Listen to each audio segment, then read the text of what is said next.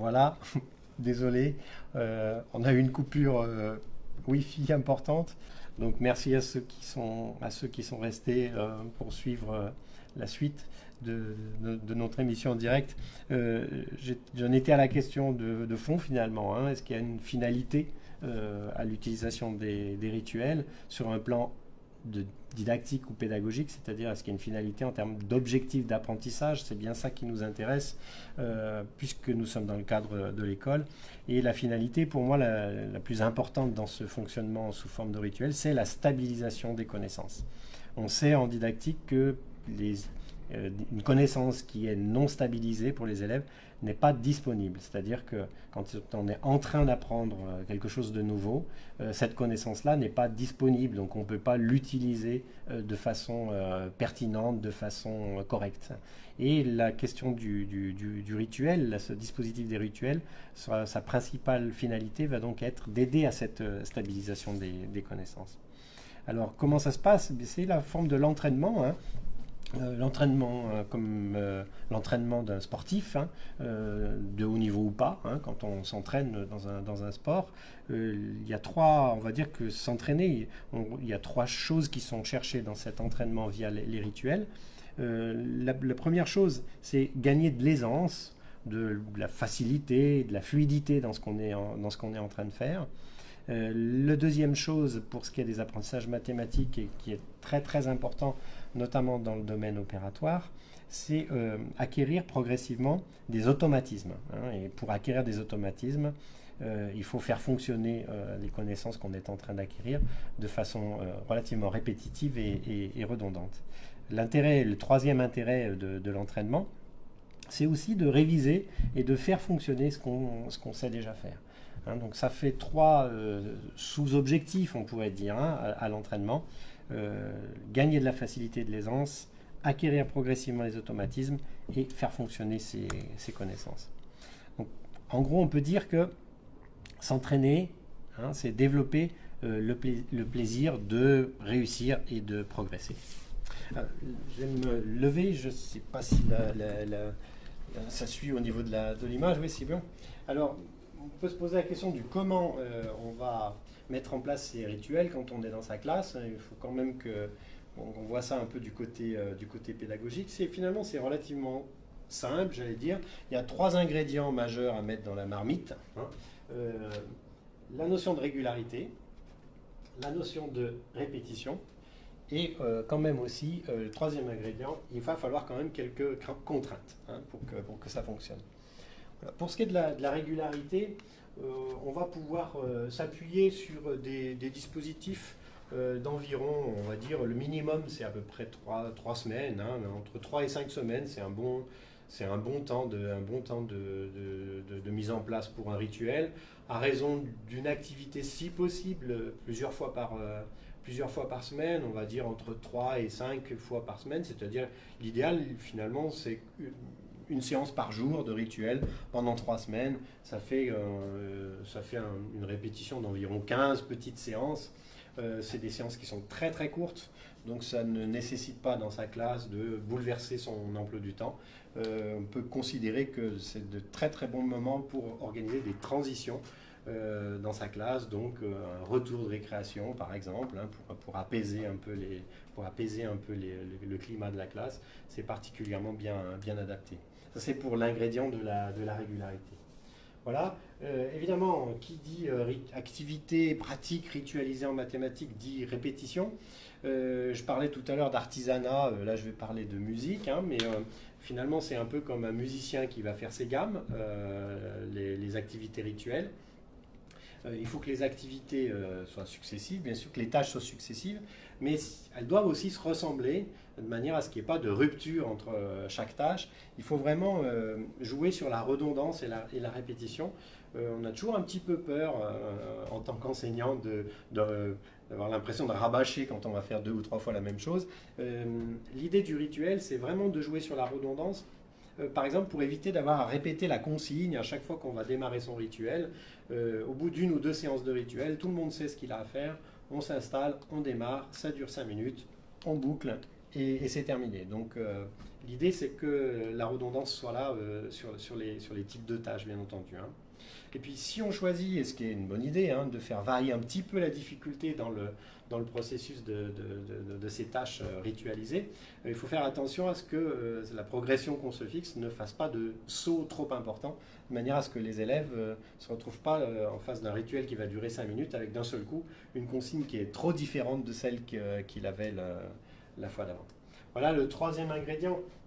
Euh, tout fonctionne, que ce soit quand on apprend des mathématiques, quand on apprend le piano, ou quand on fait du vélo, ou quand on apprend n'importe quelle compétence finalement, hein, quand on essaye d'acquérir n'importe quelle connaissance. Tout ça, ça fonctionne toujours avec un système de règles et de contraintes. Et c'est vrai que dans un rituel, les contraintes et les règles sont là, mais finalement, elles s'imposent plus qu'elles ne s'exposent. C'est-à-dire que pendant un rituel, on va finalement peu parler, on va faire des choses, et en termes de consignes de travail et de règles, les choses vont s'instaurer normalement un petit peu régulièrement sans avoir vraiment à mettre l'accent dessus. Un rituel, c'est souvent un moment assez collectif dans lequel il faut une qualité d'écoute dans la classe, bien entendu. Il faut un respect de la parole de l'autre, de l'écoute de l'autre. Donc ça doit se faire dans des conditions correctes de diffusion du savoir, parce que finalement c'est une fois encore ça qui est présent, hein. On est dans une activité scolarisée, donc la question du savoir et de sa diffusion et son acquisition sont importantes. Et puis comme c'est une activité ritualisée, la notion du rituel, c'est une institution aussi, donc chaque élève doit y trouver sa place, à la fois sa place en tant qu'individu, mais aussi en tant que membre d'un groupe. Donc il faut qu'il y ait des règles qui garantissent ce fonctionnement-là. Voilà. Vous dire plus sur les rituels, ce serait assez long. Je vais quand même répondre à quelques-unes de vos questions aussi. Donc, j'ai la possibilité, là, je vais prendre on me demande en direct un exemple concret de rituel. Donc, c'est très gentil de me poser cette question. Justement, j'en avais prévu un. Donc, c'est absolument parfait. On a publié sur la page Facebook en début de semaine une série de propositions de tâches qui consistent à faire travailler la notion des fractions. Alors bon, c'est un rituel que j'ai volontairement fait au niveau du cycle 3, parce que je pense que c'est un cycle d'apprentissage qui n'échappe pas à cette structuration des apprentissages sous la forme de ce dispositif-là. Donc j'avais proposé d'étudier la notion de fraction. Donc si on choisit un sujet on va choisir un sujet comme les fractions, hein, donc au cycle 3. Les fractions, on sait qu'elles posent un certain nombre de problèmes aux élèves, notamment en termes de représentation, parce que c'est difficile pour les élèves de concevoir que la fraction, c'est un nombre. Et comme c'est une façon d'écrire les nombres un petit peu particulière, avec une forme qui se rapproche d'un calcul, parce que finalement, quand on écrit 3/4 de cette façon, on peut dire 3 divisé par 4, et souvent on sait qu'un des obstacles épistémologiques, comme on dit en didactique, c'est que les élèves n'associent pas cette écriture à un seul nombre, mais plutôt à une opération sur des nombres. Et ça, on sait que c'est une difficulté au démarrage de l'apprentissage des fractions. Et puis, alors, ce que je vous proposais dans ce rituel-là, c'était de poursuivre l'objectif d'écrire cette forme fractionnaire sous une représentation qui correspond à une aire. Hein. C'est quelque chose qui est assez souvent utilisé à l'école. On va utiliser l'aire, la notion d'aire, pour représenter cette écriture fractionnaire.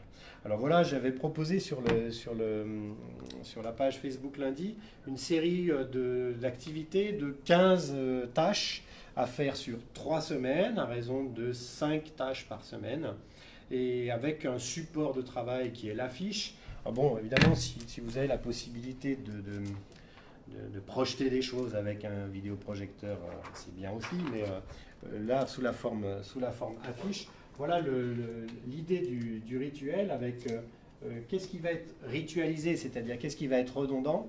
C'est le support de travail, et puis la consigne, qui va être tout le temps la même, finalement.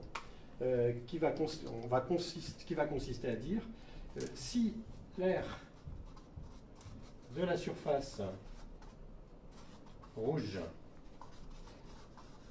vaut 1, alors que vaut l'aire de la surface colorée.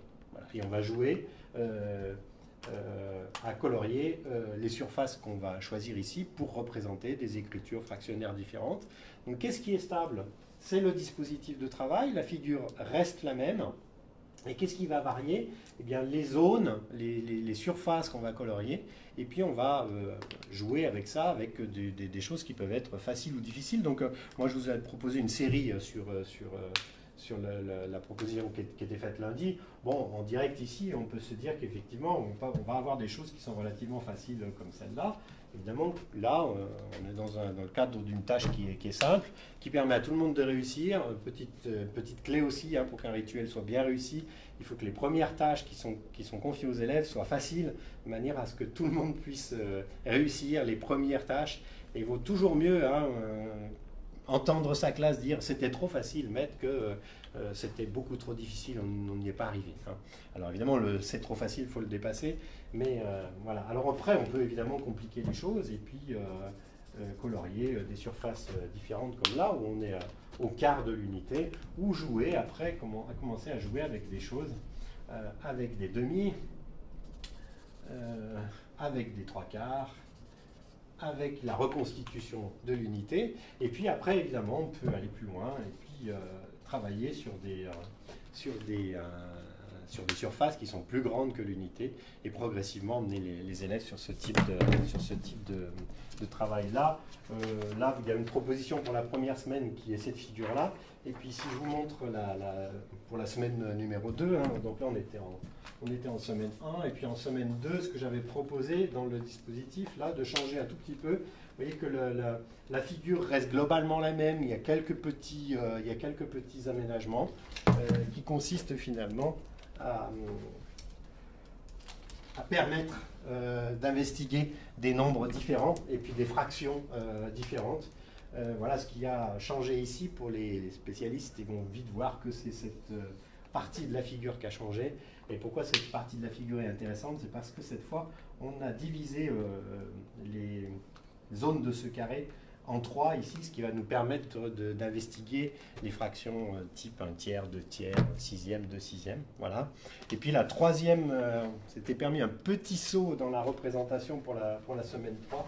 Je ne sais pas, ça va si j'affiche à ce niveau-là. Et là, avec quelque chose d'un petit peu différent par rapport à ça, où on dit finalement, alors la zone rouge, bon là j'ai pas de rouge pour ce soir, je vais pas le violet, mais si l'aire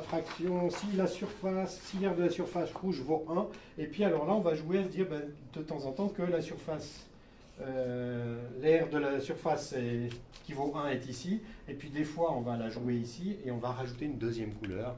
Le dispositif ne change pas, on est toujours sur le même type de tâches, mais on est sur des tâches qui sont extrêmement courtes dans le temps, hein, et pour lesquelles les élèves ont des temps de réponse qui sont relativement courts. Voilà un petit exemple. On peut évidemment jouer après sur des variables didactiques.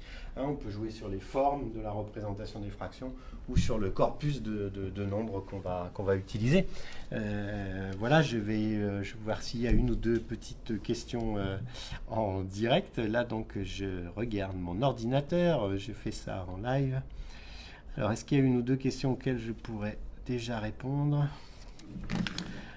Pourquoi le rituel n'est pas utilisé, me demandait-on. Oui, c'est une question assez... c'est une remarque intéressante parce que c'est vrai qu'en France, en tout cas, on se rend compte que ce dispositif pédagogique est finalement réservé plutôt pour les petites classes et peu pour des classes plus grandes. Or, on sait que dans d'autres pays, c'est un dispositif de travail qui est utilisé. Alors, pourquoi ça n'allait pas? Moi, j'ai pas tellement de réponses. Peut-être il faudrait qu'on outille ou les enseignants par rapport à ce dispositif-là, qu'on leur propose des ressources qui leur permettent aussi de mettre ça en place.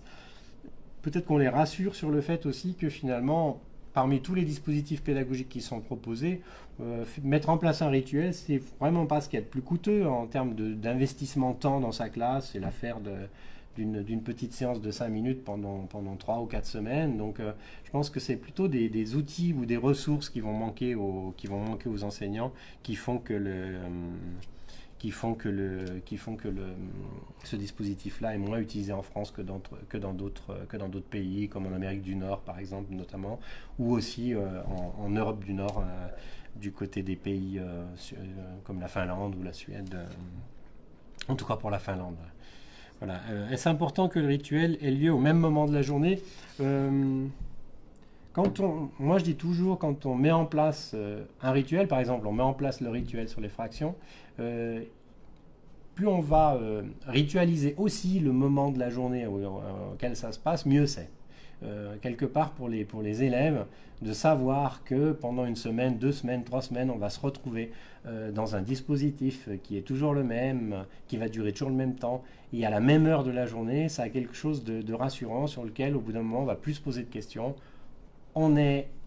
C'est 1h30, c'est 13h30, on sait qu'il y a le rituel de maths qui démarre à 13h30 ou à 15h30, j'en sais rien, hein, mais le moment de la journée, la répétition de ce moment de la journée, l'identification par les élèves de ce marqueur temporel me semble effectivement une bonne chose. Ce qui n'empêche pas, après avoir fait un rituel pendant 3 semaines sur les fractions, et puis si on décide quelques temps plus tard de démarrer un nouveau dispositif de pratique ritualisée, je ne sais pas, sur le calcul mental par exemple, hein, ou sur la géométrie, on peut se fixer avec la classe un autre moment pour faire le rituel. C'est aussi quelque chose qui peut se discuter avec les élèves. Pour quel niveau de classe bon, je crois avoir dit que moi personnellement, je pense qu'il n'y a pas de niveau de classe particulier pour pouvoir utiliser ce dispositif de travail. Je dirais que pour ce qui est du cycle 3, il y a peu d'utilisation de ce dispositif-là, donc je pense que on peut le faire vivre au cycle 3 comme on le ferait vivre au cycle 2, au cycle 1. Il n'y a pas de niveau déterminé. Ce qui va peut-être changer en fonction de l'âge des élèves, c'est peut-être la durée du dispositif, c'est-à-dire qu'avec des élèves jeunes, on va plutôt instaurer un rituel dont la durée de la tâche est courte, mais répétitive et concentrée sur 1 ou 2 semaines ou 3 semaines. Quoique des rituels comme on connaît en maternelle, certains durent toute l'année, hein, mais alors qu'avec des plus grands, on va peut-être pouvoir espacer les temps entre deux tâches et puis être peut-être un petit peu moins régulier, peut-être sur l'heure à laquelle ça se passe. Et puis peut-être pour les grands, alors la différence par rapport à des petits, c'est que pour les grands, ça va être utile de chercher un petit peu de la progression en termes de connaissances à l'intérieur du rituel. On va peut-être organiser un rituel plus basé sur une progression dans les apprentissages, avec quelque chose d'un petit peu plus ambitieux, entre guillemets. C'est peut-être la différence qui va y avoir entre les deux. Est-ce qu'il peut y avoir un support consacré à ces rituels? Oui. Moi, je pense que c'est une bonne idée. C'est une bonne idée. Tout ce qui, dans un dispositif pédagogique, tous les marqueurs pour les élèves qui sont des repères fixes sont des choses intéressantes en termes de stabilisation et puis d'organisation des apprentissages. Donc oui, pourquoi pas un cahier consacré au rituel ou un dispositif qui permet en tout cas de stocker un petit peu toutes ces tâches-là. Ça permet à l'élève de savoir un petit peu où il en est dans sa progression. Et puis, en termes d'évaluation, ça peut être des choses qui sont intéressantes, parce que ça permet à l'enseignant d'avoir accès aux travaux des élèves, d'autant qu'à partir du moment où on fixe des dispositifs pédagogiques qui sont beaucoup ancrés dans un dispositif de type collectif, hein, parce que souvent le rituel va se passer en collectif. L'enseignant n'a pas toujours accès à tous les travaux des élèves. Le fait d'avoir un support de travail, ça peut être une bonne idée. Alors, je prends une question encore. Alors, je travaille avec DCP cette année avec Archimath. Alors, c'est une méthode que je connais bien. Vous participez à la conception du rituel par Gérard. Quelle différence entre le rituel de la tirelire et celui des euros et le trésor pour la période 1 en CP, s'il vous plaît? Alors, bon, là, question sur laquelle il faudrait que je me penche un petit peu plus en détail. C'est vrai que je m'occupe du conseil didactique pour pour cette méthode, hein, Archimath, effectivement, qui propose aux élèves du CP d'organiser régulièrement des rituels. Là, je vous avoue très franchement, Joël, que je n'ai plus dans la tête exactement le rituel de la tirelire et celui des euros. Pour la période 1, là, c'est le type de question où il faudrait pardon, que je me replonge dans les contenus pour savoir exactement quelle est la différence entre les deux. Moi, personnellement, je ne maîtrise plus tout à fait tous les contenus par rapport à cette question-là. Euh, je crois quand même que me rappeler que le rituel de la tirelire est plus étalé dans le temps que celui du trésor. Mais très franchement, Joël, je fais amende honorable, je préfère vous répondre par écrit, vous laissez un petit post vous laissez un petit post sur le, sur la page Facebook et puis je regarderai ça plus en détail et puis je vous ferai une réponse un petit peu plus argumentée que celle que je viens de vous faire. Piste pour animer mon rituel de calcul mental. Oui, alors le calcul mental, c'est effectivement un des domaines qui se prête le mieux à l'activité ritualisée. On sait que le calcul mental, c'est pas d'en faire une fois quand on y pense qui est efficace. On sait ça depuis assez longtemps et les textes officiels insistent là-dessus. Hein. Les nouveaux programmes de l'école sont très très clairs par rapport à cette pratique-là. C'est vrai que le calcul mental est quelque chose de vraiment fondamental pour les acquisitions de base en mathématiques. Le calcul, c'est un jeu sur les nombres, hein, et quand on joue avec les nombres, pour progresser dans ce jeu sur les nombres, il faut s'entraîner souvent et à son niveau. Ce qui fait que, effectivement, le dispositif du calcul mental peut très bien se prêter à une activité de type rituel. Alors, des pistes pour animer ça, il y en a beaucoup traditionnellement. C'est vrai que on sait que dans les écoles en France, n'oublie pas qu'en France d'ailleurs, l'utilisation par exemple de l'ardoise avec le procédé type la martinière est quelque chose qui est assez souvent utilisé par les enseignants. Alors des pistes, ben, une piste par exemple, c'est de remplacer l'ardoise par un autre type de support. Hein, j'ai vu ça dans une classe, malheureusement pas en France, hein, mais j'ai vu ça dans une classe où les élèves, au lieu d'inscrire des nombres réponses sur leur ardoise, l'inscrivaient sur un boulier. Hein, tous les élèves avaient un boulier sur leur table. Et en fait, la séance de calcul mental ne se passait uniquement que sur le boulier en termes de réponse, ce qui fait qu'il n'y avait pas du tout de bruit pendant la séance de calcul mental, mais ça permettait aux élèves d'inscrire les nombres sous une forme un petit peu différente de celle habituelle où on va utiliser les symboles numériques. Et par exemple, ça c'est une activité, enfin la spécificité là porterait sur le support de travail. Des pistes pour animer le rituel de calcul mental, si vous voulez, ça c'est par exemple quelque chose sur lequel on peut travailler, on peut vous fournir des ressources via la page Facebook bien entendu, mais il y a aussi pas mal de littérature entre guillemets sur la question.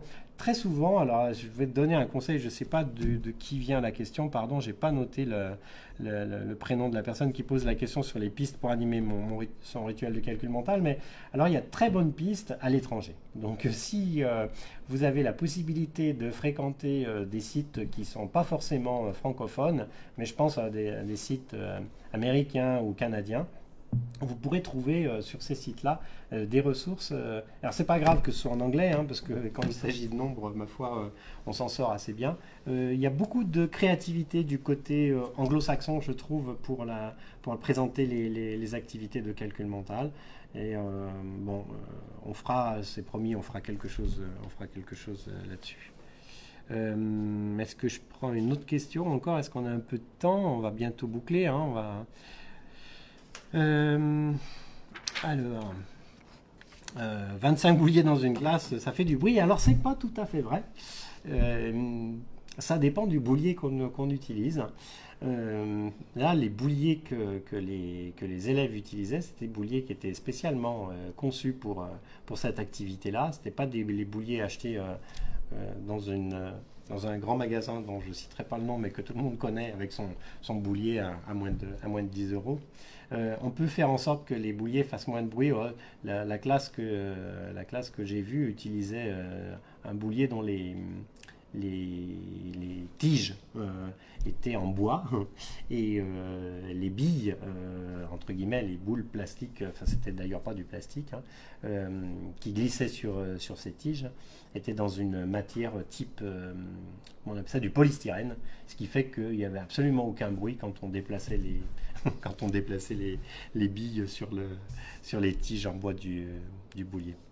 On va se faire encore une petite question si on a le temps. Vous voyez que finalement, je ne vous cache pas qu'on travaille à l'ancienne parce que j'arrive pas à lire les questions sur mon ordinateur. Je suis pas assez. Le rituel doit-il rester souple ou l'enseignant doit-il l'évaluer? Moi, je pense que c'est un dispositif de travail qui a toute sa valeur en termes d'acquisition de connaissances, de savoir, de technique ou de savoir-faire. Donc, c'est un dispositif qui ne doit pas qui doit entre guillemets se soumettre aussi à une forme d'évaluation par l'enseignant. Donc il doit être évalué. Après, vous savez qu'il y a plusieurs types d'évaluation, hein. Évidemment, on peut faire un test sur le rituel, mais un rituel qui va durer une quinzaine de séances sur plusieurs semaines, il est hors de question que l'enseignant n'ait pas la possibilité d'avoir des marqueurs sur les résultats et sur les réussites de ses élèves, hein. C'est comme pour n'importe quel autre dispositif pédagogique, il faut être au plus près des difficultés qui sont rencontrées pour pouvoir réagir le plus rapidement possible. Donc non, le rituel n'échappe pas à l'évaluation, mais en termes de souplesse dans la mise en place, bien entendu qu'il faut garder une certaine souplesse de manière à tenir compte, toujours pareil aussi, hein, du contexte de la classe, des contraintes de la classe, du vécu du groupe aussi, hein. Il y a des rituels. Peut-être que mon rituel sur les fractions, ça ne va pas du tout plaire à la classe, et à ce moment-là, bon, on va l'abandonner peut-être un petit peu plus vite, ou on va le faire progresser différemment. Donc, c'est un outil pédagogique, donc il reste aux mains de l'enseignant, c'est toujours lui qui est garant de ça. Tout peut-il être ritualisé? Non. Non. Il y a l'idée de la ritualisation, c'est quand même pour faire fonctionner un certain nombre de connaissances dont on va chercher une certaine forme d'automatisme, hein, pour par exemple, je pense à l'apprentissage des tables, hein, d'addition ou de multiplication, mais il y a des choses qui ne peuvent pas vraiment complètement se ritualiser dans le sens, je vais en faire tous les jours 5 minutes pendant 3 semaines, hein. Si on travaille par exemple sur la méthodologie de recherche dans la résolution de problèmes et qu'on fait des choses qui demandent du temps, ça va être difficile de les ritualiser dans le sens où je vous ai proposé tout à l'heure d'un dispositif qui est court dans le temps. Voilà. Alors si on travaille par exemple sur les problèmes de recherche et qu'on veut garder une forme d'activité ritualisée, on va travailler sous une autre forme là. On va peut-être se dire qu'on fait un problème de recherche par semaine, mais qui va durer une demi-heure ou 3/4 d'heure. Donc il y aura une forme de ritualisation dans le sens où le type de tâche va être le même et va être repris régulièrement, mais on ne sera pas tout à fait dans le même objectif que le dispositif dont je vous parle, qui est quand même plus simple à mettre en œuvre. Donc non, je pense que tout ne se ritualise pas. Voilà, je prends encore peut-être une dernière petite question. Je regarde les organisateurs de l'émission, mais on a encore le temps d'en faire une petite. Oui, alors ça va bien comme question. Est-ce que les élèves peuvent inventer des rituels? Alors je suis persuadé que oui. D'ailleurs, on dit bien que par exemple, pour apprendre à résoudre des problèmes, il faut aussi en poser des problèmes. Et puis pour exercer, comme dit Philippe Pernoud, son métier d'élève, pour exercer correctement son métier d'élève, il faut aussi être en capacité de temps en temps d'être créatif et de proposer des organisations. Alors c'est plus compliqué qu'on ne le croit souvent, hein, faire intervenir les élèves ils sont souvent très créatifs, il n'y a pas de souci par rapport à ça. Par contre, il faut les aider, bien entendu. Comment on les aide? On va leur faire vivre un certain nombre d'expériences, hein, en termes d'activités ritualisées, d'abord, pour leur donner un bagage, hein, un vécu de ces expériences-là. Et puis, petit à petit, on peut leur faire confiance, effectivement, pour inventer, alors peut-être pas un rituel complet, mais certaines tâches dans un rituel qui est un petit peu cadré par l'enseignant, avec un objectif d'apprentissage qui est connu de tout le monde, et puis avec un processus de préparation, c'est-à-dire que les élèves vont préparer, hein, ça peut être comme dans les pédagogies de type active, hein, on peut faire un contrat avec ça, avec ses élèves. Hein. Ils vont préparer un rituel en groupe, par exemple, hein, un groupe de 3 ou 4 élèves. Ils vont préparer leur rituel, on leur donne un délai, une mission, hein, une semaine, 2 semaines. Ils vont le présenter d'abord à l'enseignant, qui va les aider à l'aménager, à l'améliorer, à le modifier. Et puis quand tout le monde est à peu près OK, effectivement, les élèves peuvent prendre en charge le déroulement du rituel. Là, je parle par exemple quand même plutôt pour des classes de cycle 3, avec des élèves plus jeunes. La participation des élèves à un rituel ou à l'invention d'un rituel va être plus mesurée ou plus restrictive sur un ou 2 points du rituel, mais c'est une bonne idée. De toute façon, quelles que soient les tâches et les dispositifs qu'on utilise, la participation des élèves les rend acteurs, et on sait que des élèves acteurs de leurs propres apprentissages, c'est quelque chose de positif en termes de stabilisation des connaissances, et ça porte ses fruits plutôt que quand on est simple consommateur. Bon. Est-ce que la vidéo va être disponible après l'intervention? Oui, me dit-on, excusez-moi, je suis encore novice là aussi, là-dessus. Donc la vidéo sera disponible après l'intervention. De toute façon, ce que je tenais encore à vous dire avant de boucler, hein, c'est que si la séance vous a plu, ben, vous n'hésitez pas à en parler autour de vous. À partir du moment où la vidéo reste disponible, partagez-la, envoyez-la à vos collègues et à vos connaissances. La communauté, nous sommes tous des mathématiciennes et tous des mathématiciens, prône des apprentissages mathématiques qui sont réussis dans le plaisir et la bonne humeur. Donc mon message reste toujours le même, gardez toujours le sourire quand vous faites des maths. Au revoir, rendez-vous le 24 novembre. Hein.